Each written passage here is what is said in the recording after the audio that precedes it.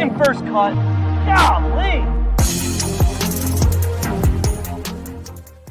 Welcome to the First Cut Podcast. I'm Rick Gehman, and this is your mega preview pod for all things in golf this week. That includes the Bermuda Championship, little DP World Tour action. We will give some best bets. We will give our one and done picks. Joining me to do just that, Mark Immelman is here. Hello, Mark.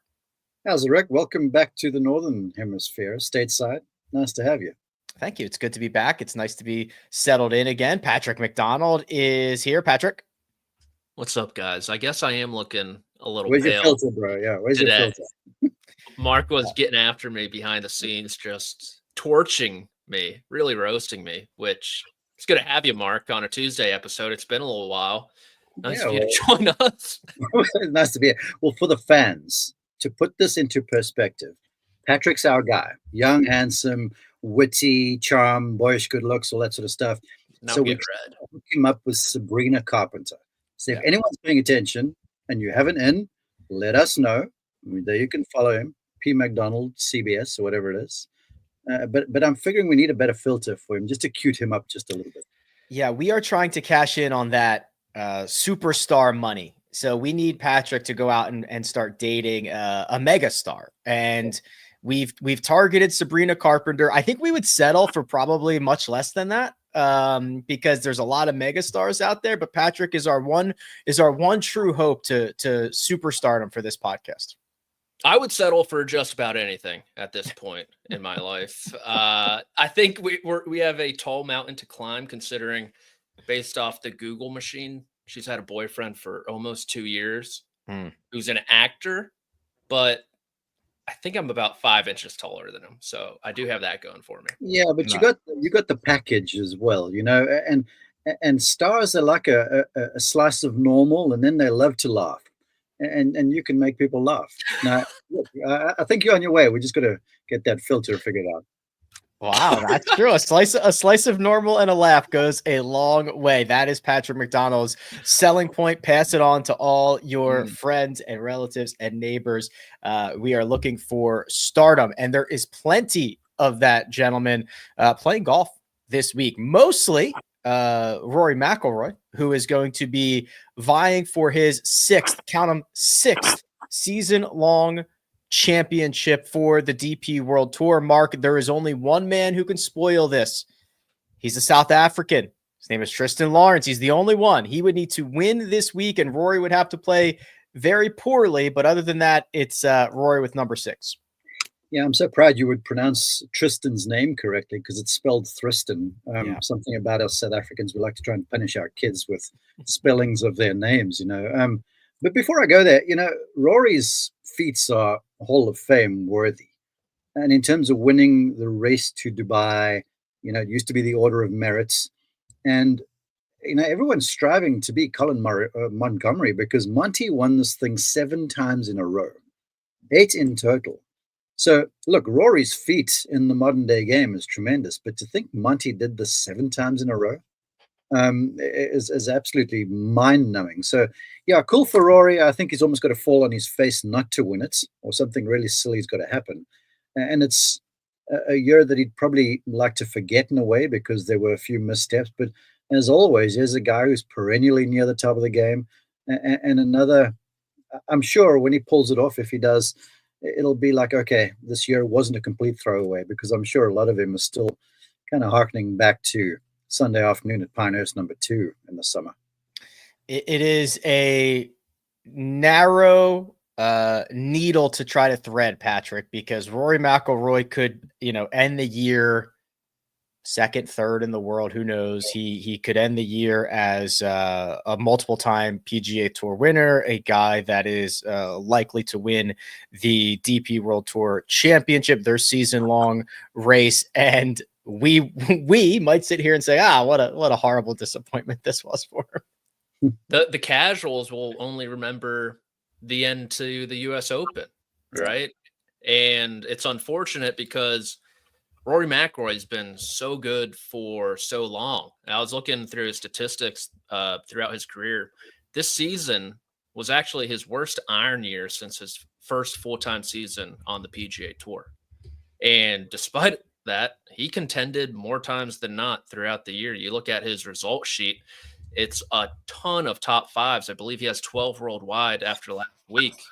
And you go through a season where it's dominated by a Scotty Scheffler. Well, guess who has the second most wins around the world in 2024? It's Rory McIlroy.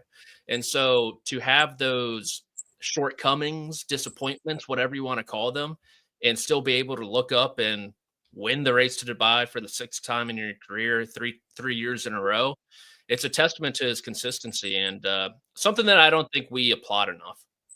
Yeah, I'm so with you. You used the term just the longevity of it, and I want to camp there for a little while because if you look at Rory's career, I mean, he's been around for a long time. What, he's in his early 30s, but you feel like the guy's ancient because he's just been a part of the global story for so long, and even the off years, to your point, Patrick, have still been notable. These off years have been years that certain stars would have taken. Look at a case in point here might be a Jordan Spieth, for argument's sakes. You know, he's got his 4 majors, won all sorts of events, going to go in the Hall of Fame.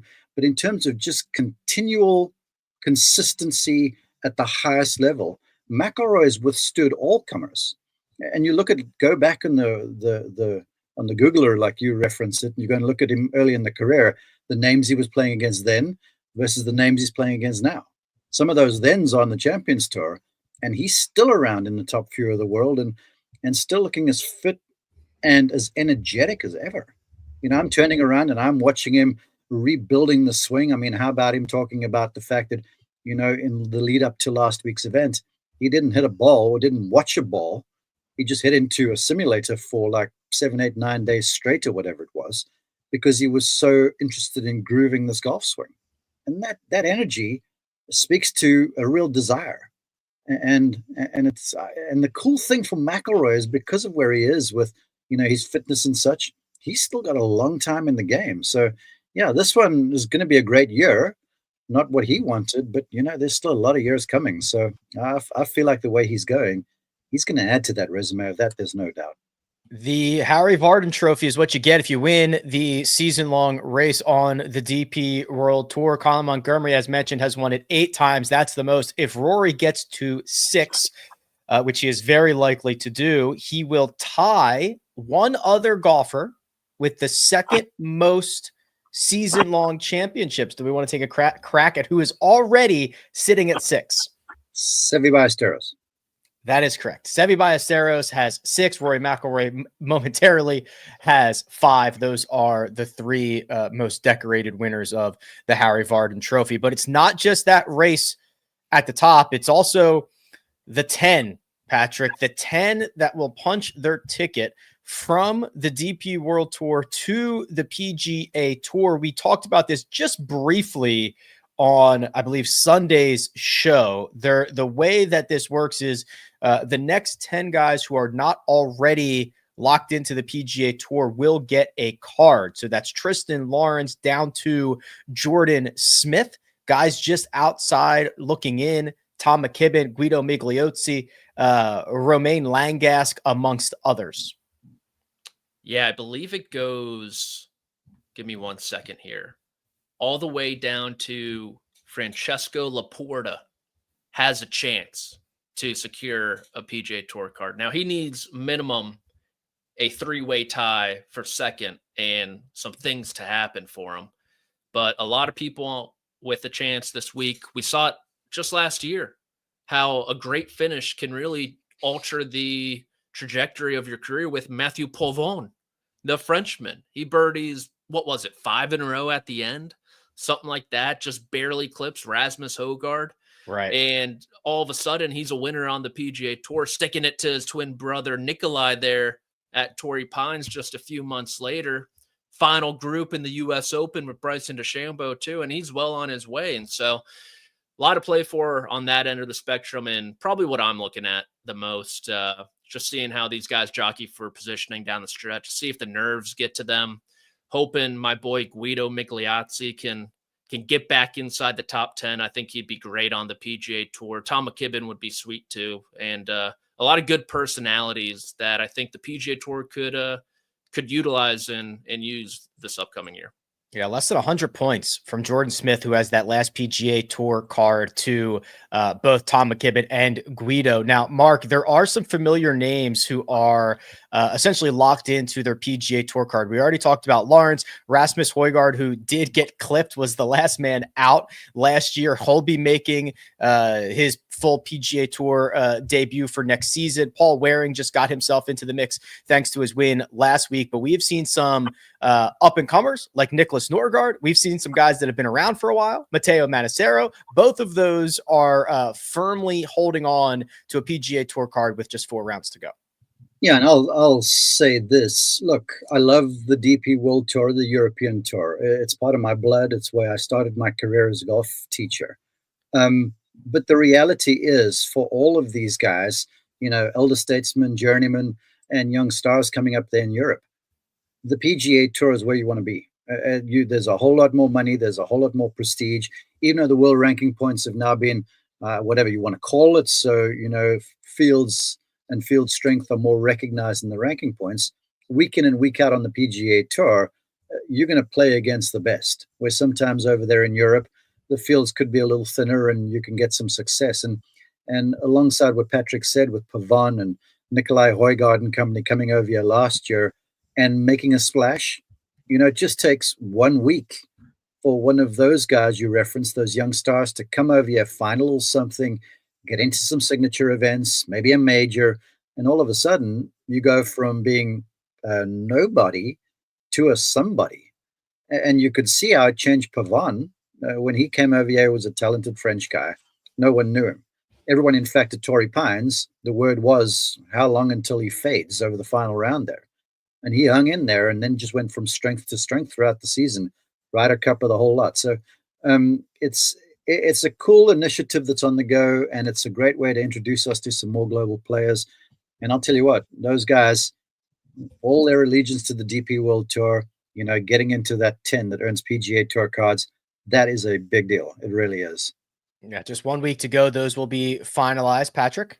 I have to correct myself. This PGAtour.com article is very wrong. It was written by staff, so I'm not calling anyone out. Just all of them. Laporte is not even in the field this week. Okay, I kept scrolling and was like, where is that? And I couldn't find it, and I just assumed I was wrong. No, he's not even in the field. Patrick, the good news is Sabrina Carpenter doesn't care at all, so you still okay. Yeah. What makes him relatable is that he makes mistakes, Yes. Yeah, exactly. Yeah, he's normal. Yeah. Well, Laporta somehow needs a 3-way tie for second this week while not in the field. But good luck. Much if good you're luck in with the that. field, you have a chance. Yeah. Good luck with getting a 3-way tie for second from your couch. That's going to be very difficult to do. We are going to turn our attention to the Bermuda Championship, and spoiler alert, it is going to be windy. It is going to be wet. If the forecast holds up, we'll talk about that. We'll give out the picks. We'll have all the fun. But first, we're going to take a quick break and hear a word from our partners.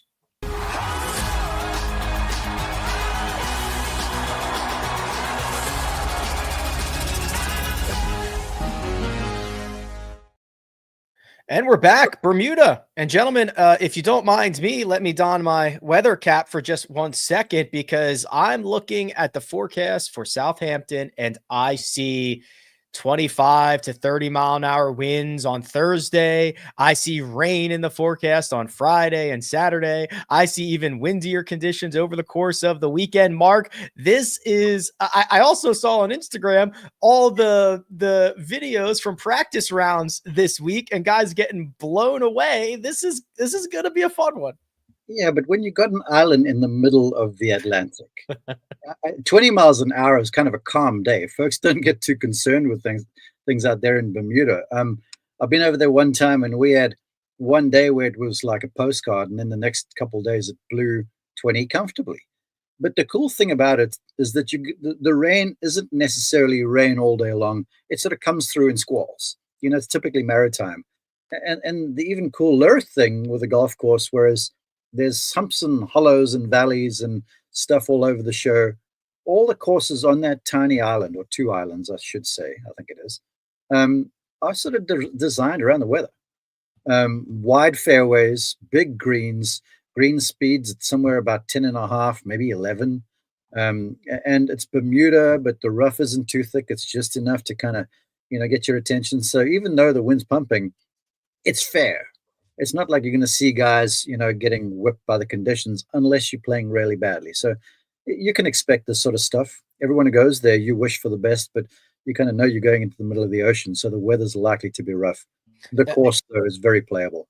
Yes, and that's exactly right. This should be no surprise. We get these videos, we get this forecast nearly year in and year out. So they should be ready for it. And Patrick, we've already discussed kind of the implications of the DP World Tour and guys, getting their PGA Tour card, where there are guys on the PGA Tour trying to lock up that PGA Tour card. And you have an article right now on CBSSports.com that goes through some of the notables who are currently either just in or just out of that top 125. And I won't spoil the whole thing, though. If you're watching on YouTube, I am showing it. You should still go click it. That'll be nice. But there are some pretty sizable names here that have some work to do.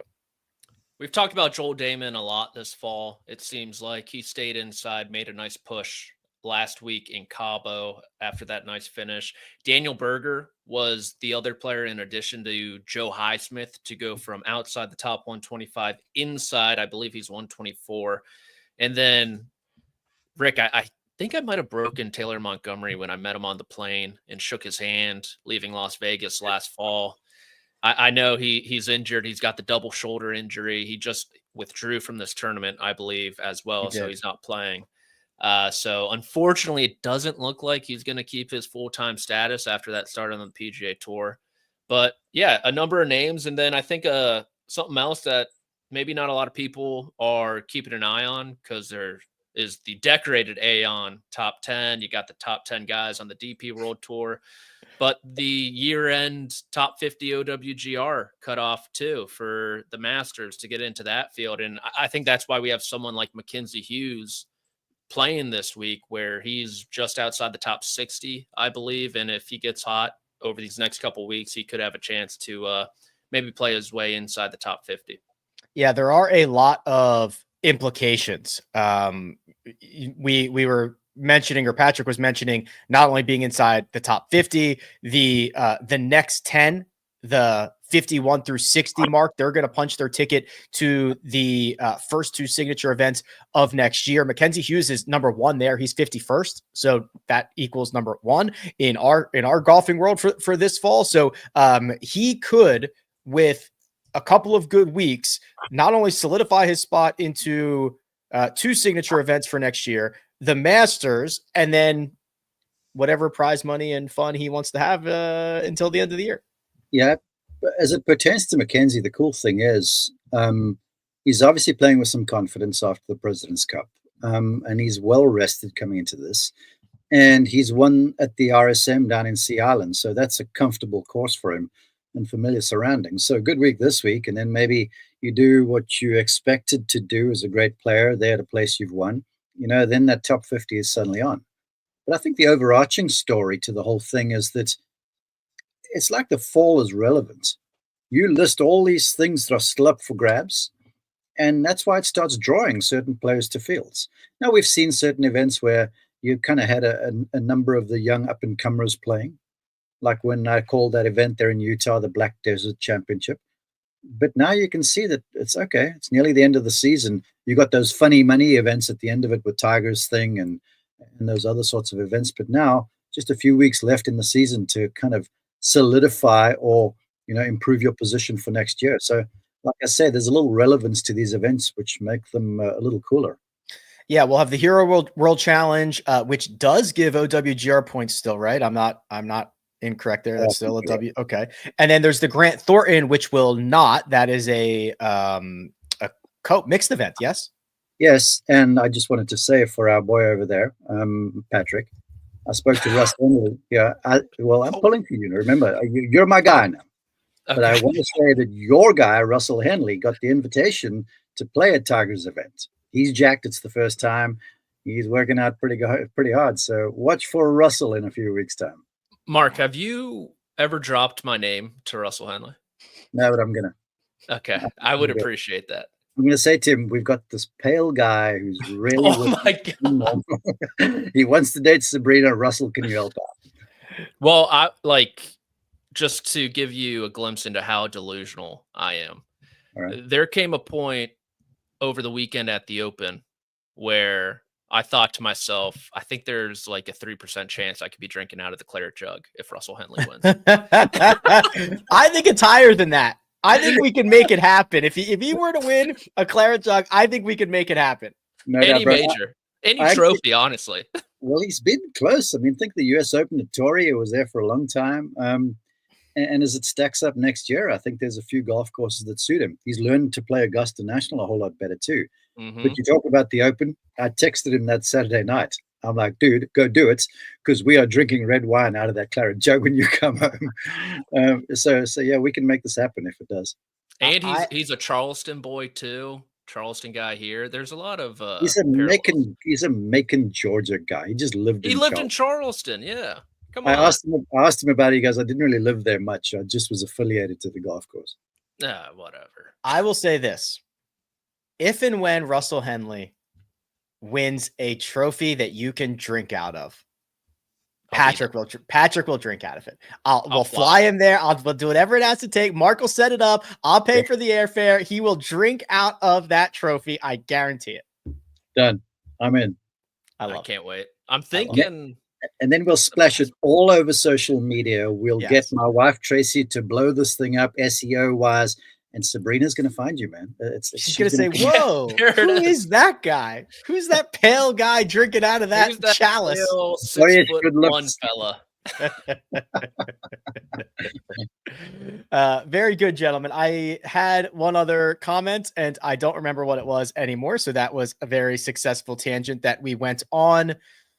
Russell Henley, claret jug, top 60. Mackenzie Hughes. Wait, where's the... I think he could pull it off at Quail Hollow. He could do it. He could do it all. He could do it all. All right.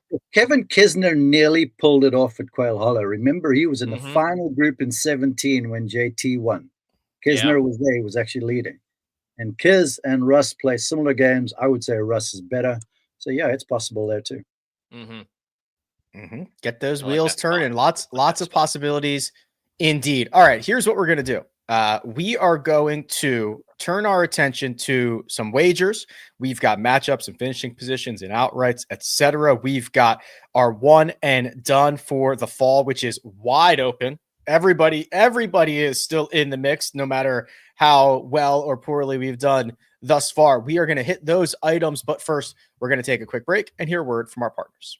CBS Sports HQ, giving you college football coverage unlike anyone else. We're talking Big Ten. Pre- and post-game coverage. Are you encouraged with the way that this team responded? Along with breaking news. A lot of movement in the rankings this week. Highlights and expert analysis. That streak could be in jeopardy here. Sure. What was your main takeaway from this game? How impressive was his domination? That really changed the football game. Let's go ahead and have some more fun. Another wild ending. The chaos continues. Turn to CBS Sports HQ. And we're back. I meant to tell you, Patrick, that when I saw that Taylor Montgomery withdrew, so, it says WD and then it has a reason. It said Taylor Montgomery, and then in parentheses it said Patrick McDonald. I know the PGA Tour comms team has it out for me, so I'm not surprised. Especially after criticizing the article, saying the stuff in there is wrong. It was. Yeah, Patrick's wondering why they have it out for him. Yeah, exactly. Well, it was staff. It's not like I criticized one of it, right? I would never do that. I mean, staff just means someone wrote it, right? Like, what does that actually mean? Well, it goes to show you why that person isn't getting a byline, obviously. Well, in the things tend to get conspiratorial. I'm wondering, Patrick, if you didn't write it for them and just put staff there in case it was wrong. I agree. I don't know. There's a case to be made. PGA Tour and I have a complicated relationship. It started with my first ever event where I didn't know where I was allowed to go, so I just went everywhere. Yeah. And it got to the point where a woman, the head comms lady, was like, "Who the hell are you?" And what are you doing here? I'm like in the locker room mixing it up with players pretty much. Patrick is going through golf bags and giving tips in the locker room. See, you are a star. You really are a star, Yeah. deep down. Yeah. So got off on the wrong footing with them, and I don't think I've ever recovered. All right. Well, there's still time. Not yet. 2025 is a new year. We are rocking and rolling on the bets. And when I say we, I mean mostly Patrick here, not myself, but we've got a full slate of picks for the Bermuda Championship. If you've never seen us do this before, here's how it goes. Matchup, a finishing position, 2 separate outrights, and then Josh will give us a bonus bet in just 1 second. So let's start with that matchup. And Mark, I'm going to go down to you first. Please reveal what you've selected for this week. There were a few that caught my eye, but you know me, I don't like to bet on those numbers where there's a minus in front of the line. So I'm going with Ben Griffin. I love his game. He's long. He's contended here before. I mean, but for a misstep on the last 9, really should have won this event. And it's plus 100 over Maverick McNeely. Now, I know that's a stretch because Maverick's playing really well. Sort of, it looks like his game's turned the corner and there's a lot of confidence. He's been really solid. But I just feel like around this golf course, the way he hits it on these greens, it's Bermuda. So on Bermuda courses, I like to gravitate to folks who have grown up playing the stuff. So I feel like Ben Griffin nips Maverick McNeely this week. Yeah, shocker that the golf course in Bermuda is all Bermuda grass green. That's probably where they get it from. They probably get it all from the island. So yes, that is Ben Griffin over Maverick McNeely at even money for Mark. I'm going with a guy who just won, who just finished 6th, who loves a good tropical location. That's Nico Echeverria, minus 110 over Patrick Rogers. This line stinks a little bit to me. Something smells off. Patrick Rogers has not been playing that well. I have no idea why he's matched up with Nico Echeverria. I don't know what they know, but I'm listening to the line and I'm ignoring it. And I'm going with Nico over Patrick Rogers. Speaking of Patrick, why don't you give us ours? Why don't you give us your pick, please?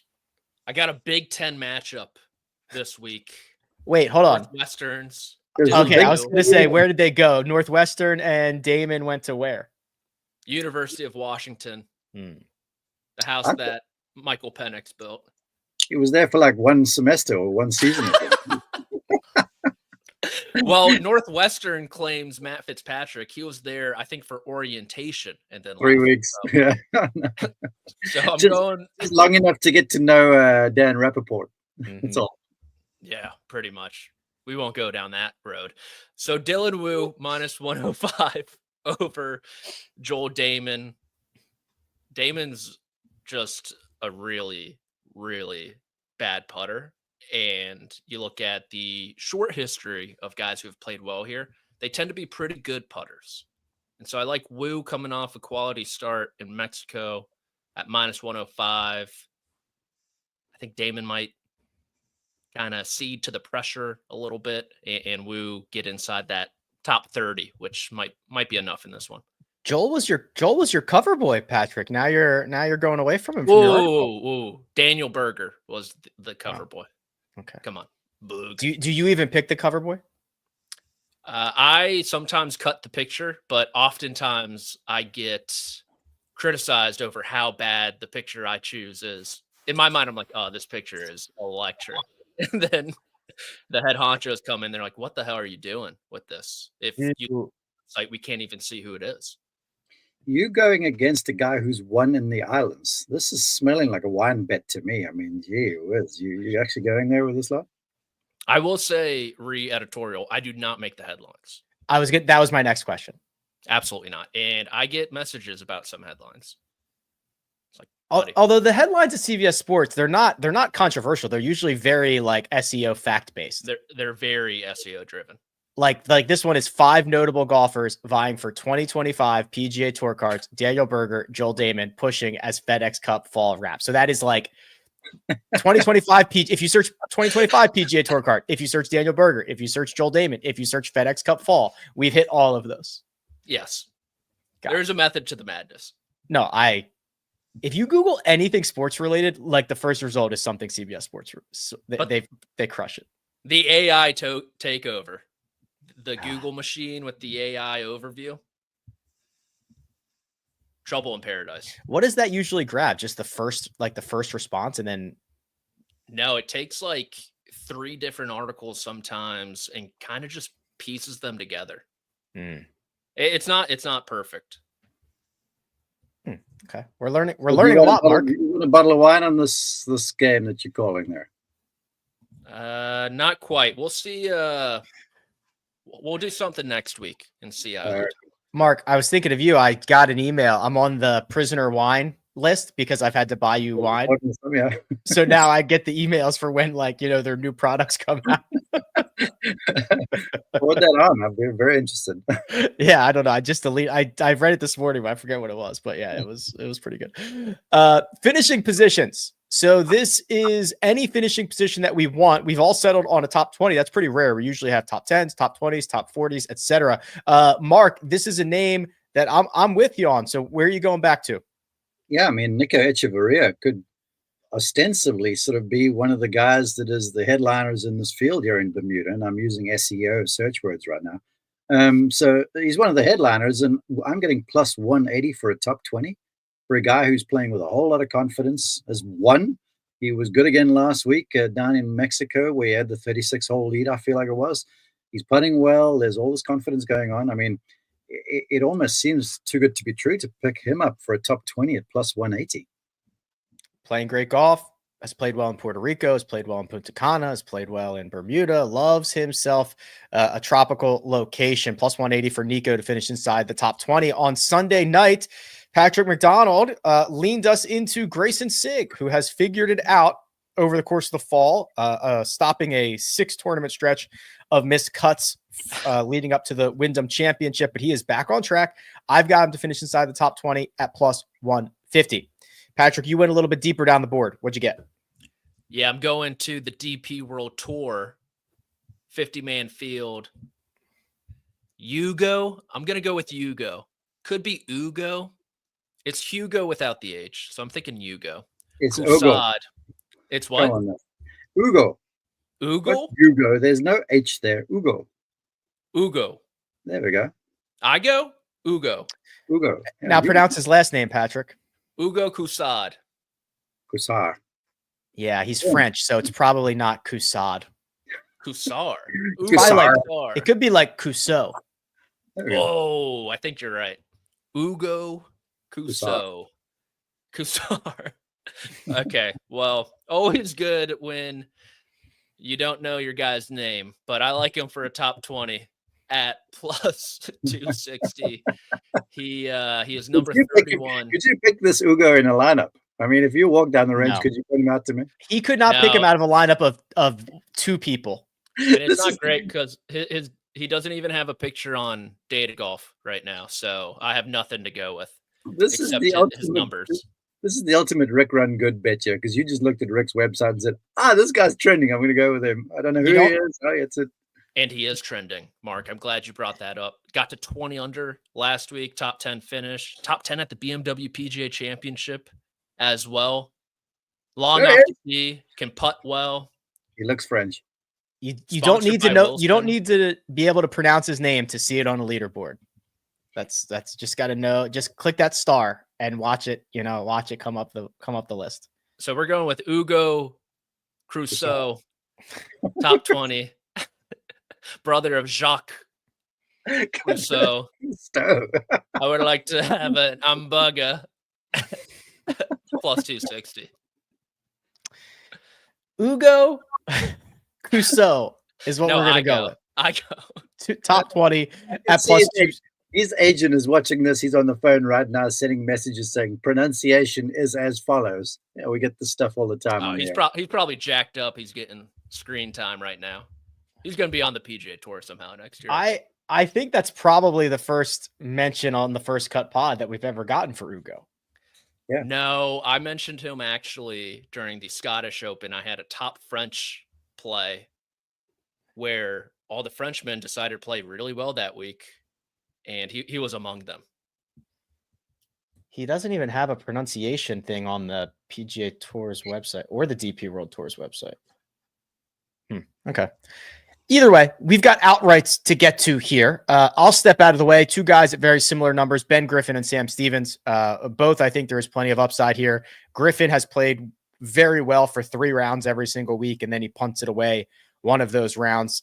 Clean that up, and he's in the mix. Sam Stevens is trending in the right direction as well. Mark, you have 2 golfers at similar prices, but you went farther down the odds board than I did. I did consider Ben Griffin for a while, but I have gone with Daniel Berger. I feel like it's time now. Bermuda grass, that's his stuff. He hits it low. I mean, he hits it head high when he needs to. So growing up on the coast, sort of the athlete that he is, the game is trending, and he looks like he's fit and he's healthy, and he's a tournament winner. So I feel like Berger maybe comes through here plus 3,000, and then, don't normally pull for folks who are from Clemson, but I'm going with Carson Young this week. The guy is just a striker. And when you see him, you like, if he didn't have the mustache, it looked like he was about 15, but he can really hit it, and he's sneaky comfortable and cool, and he's been around the block a few times, and I get the sense that he is primed. I mean, he's a winner in waiting to me, and this might be the perfect environment. Again, a guy growing up in the Southeast, Bermuda grass is the key. Carson Young, Daniel Berger, 35 and 30 respectively. Patrick, who do you think has more Instagram followers, Ugo or Mark Immelman? Oh, Mark Immelman, maybe tenfold.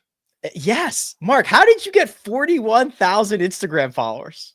Mark. I put out videos. DM Sabrina for me. I put out videos of golfers like you. That's all I do. It's not me. Wow. Mark is at 41,000. Ugo is just down in the dumps at 4,500.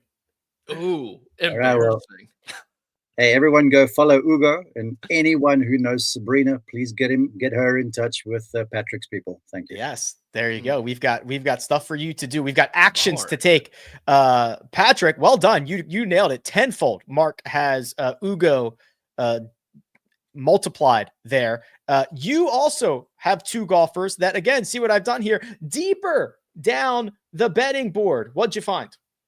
Went deep. I went with the Creator Classic playoff loser, Wesley Bryant, a.k.a. Wedgley Bryant. I think it was a real turning point in his career. He was speaking about going after the PGA Tour. Him and his brother were going after the PGA Tour power rankings that week for not having him number 1. He ate crow come Wednesday night. But when since Luke then, yes. T13 in Napa, made the cut in Jackson. T21 in Utah, had a great putt. He came back Saturday morning to make the cut. And then T6 in Mexico, too. A lot of wedges this week. They don't call him Wedgley for nothing.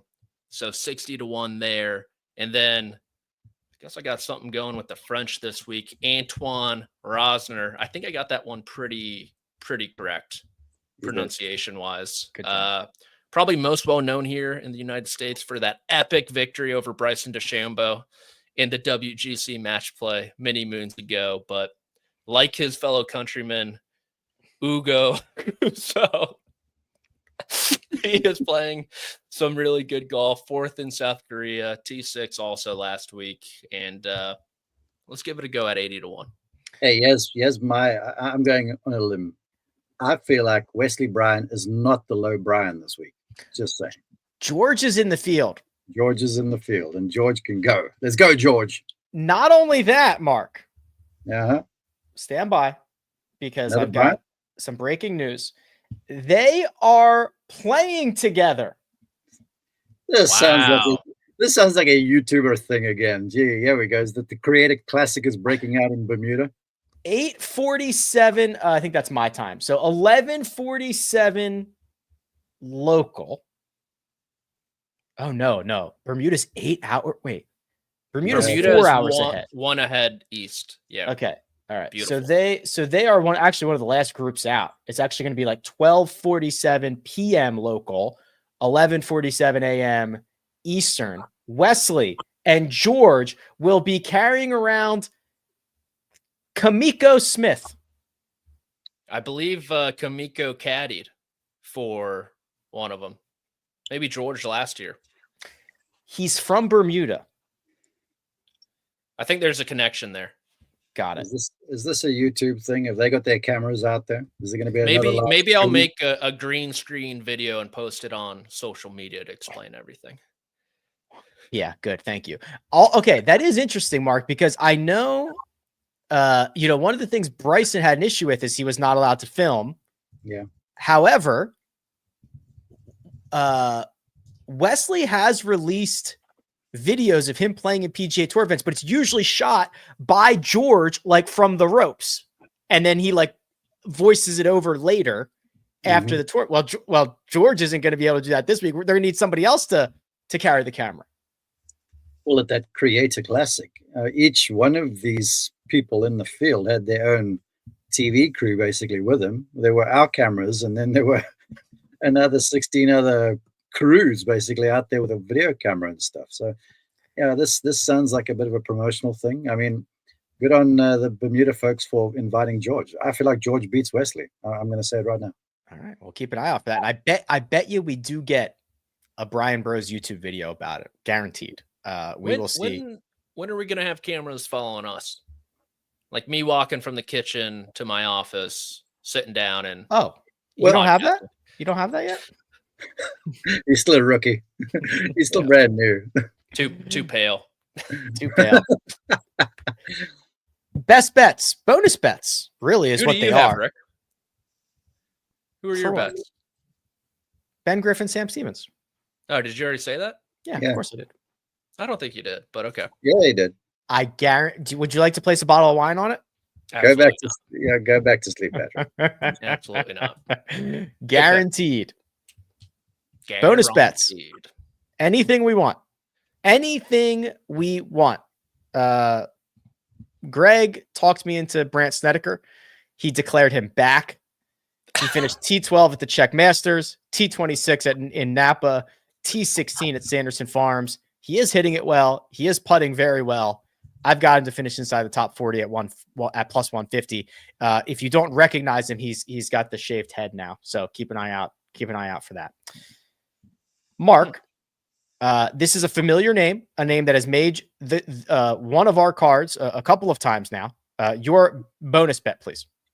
I'm going to ride Echeverria twice. I'm just so nervous about this bet because for the first time in the history of ever, I actually have a winning record in this best bet thing. I never have in the past. So I don't want to ruin that. So I'm going with Nico Echeverria to be low South American. He's got to beat three guys: Johnny Vegas, Alejandro Tosti, and Camilo Villegas. Camilo's not playing very well right now. He's modeling wrist watches. So it's basically two guys to beat. And I like Echeverria's chances, plus 175. Yeah, Tosti finished nearly dead last week, I think. So he's not playing well. I love that pick, Mark. You do? Yeah, I think I love Nico every which way. So kudos to you know what? Thank you. Thank you. If I knew we could bet on football, I would have done like you. I can bet on anything you want. There's no rules. The rules have gone out the window. Patrick has opted for the second week in a row, I believe, to enlist Mr. Unlimited and the Pittsburgh Steelers as his wager for this week. What is it, Patrick? Yes, we're going to go +3 at even money. Can't believe I found this line out there, but through some searching, I did. Money line seems tough against Lamar Jackson and the Ravens, but the Steelers do have his number. Lamar, I believe, is 2-4 lifetime against the Steelers. He's never faced the aforementioned Mr. Unlimited in the Rust Belt, no less. I think the Steelers win outright. Ravens, maybe fraud watch. The media loves them, but the defense is atrocious. Still no respect on the Steelers, despite leading the AFC North. I believe they're title contenders. Non-biased opinion, of course. So I'm going to give them the +3 at even money. Keep it within a field goal in this AFC North bout. Are you moonlighting on the CBS HQ football podcast as well?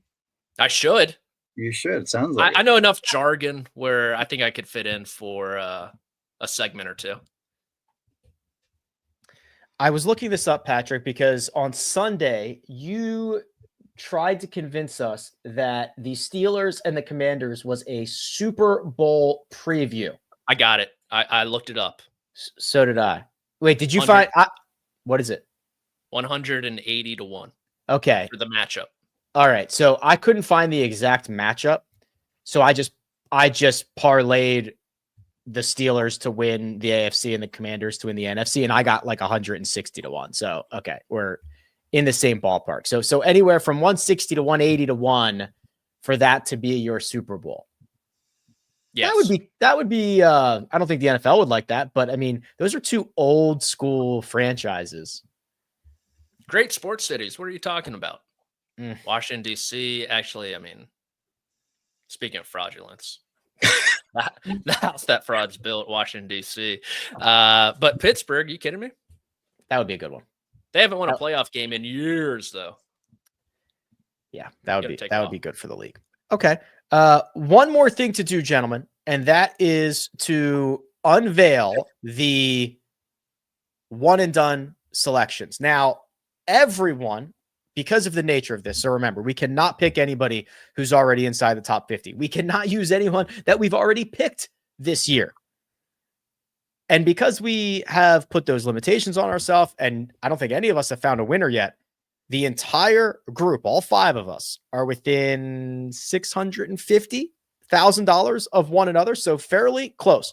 The bookend by Josh and Greg, who are currently in first and last, are both with Lucas Glover. Have we confirmed that neither of you guys use Lucas Glover? That's for real? That seems a bit fraudulent.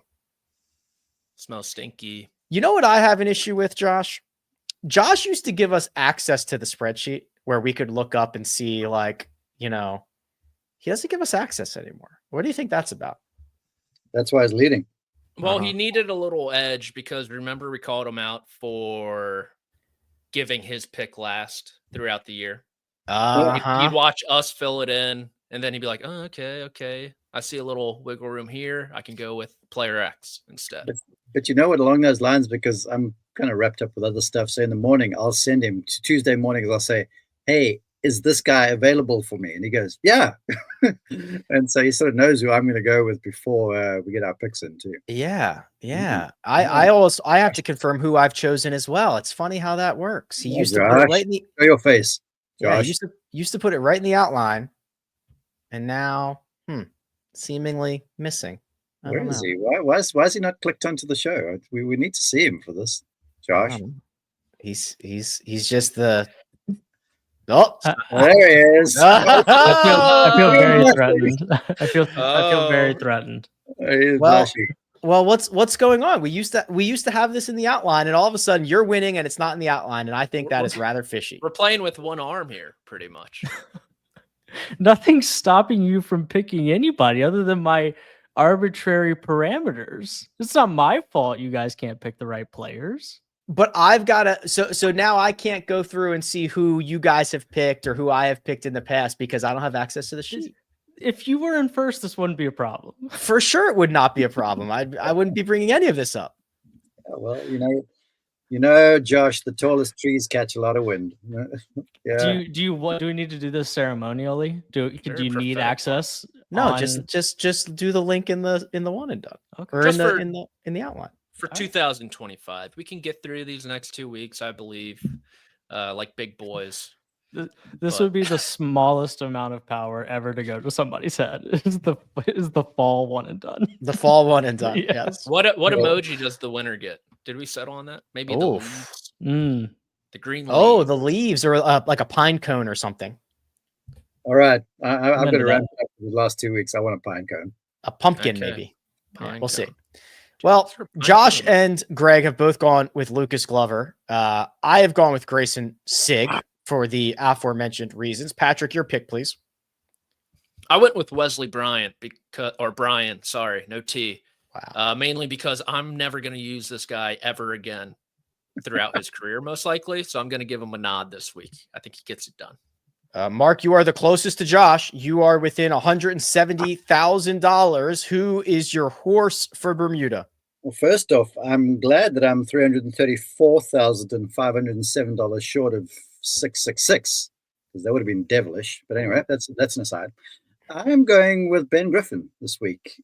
I considered him. I had one or two other options, but again, I just like him around this place. And I know he's had sort of the 3 decent rounds and then the 1 round blues. You're going back to a place where you played well, so let's do it. I want the pine cone emoji by my name next year. The loan shark. Josh with Lucas Glover at 833,000. Mark Ben Griffin 665,000. Patrick Wesley Bryan 417. Rick, that's me. Grayson Sig 363,000, and Greg pulling up the rear. Lucas Glover 166,000. First place this week is it's probably $1 million. So, well, you got to convert it from USD to what? Tell us. USD. Yes, correct. The Bermudan dollar is indexed with the United States dollar. It is a 1-to-1 ratio. Congratulations, Patrick. You almost fell into that trap. I know my worldly affairs. I've been reading about them today. Have you ever seen Hawaiian money, Patrick? I've never been to Hawaii. No. Yeah. Well, next time you go, check out some Hawaiian money. What is it like? George Washington on the $1 bill, Abe Lincoln on the 5, or what? Nice. Good job. Good job. Good job. All right, gents. Any final thoughts for this week? Yeah, that Alaskan money is pretty sweet as well. Okay, interesting. Just some news and notes that we missed. The CEO of Saudi Arabia's NEOM, the line, remember that old thing? Oh, yes, I do remember that. He has left. So some major shakeups over in the Middle East to keep an eye on. I'll say. Talk about shakeup. How about Paul Azinger taking over from Lenny Watkins as the analyst on the Champions Tour shows?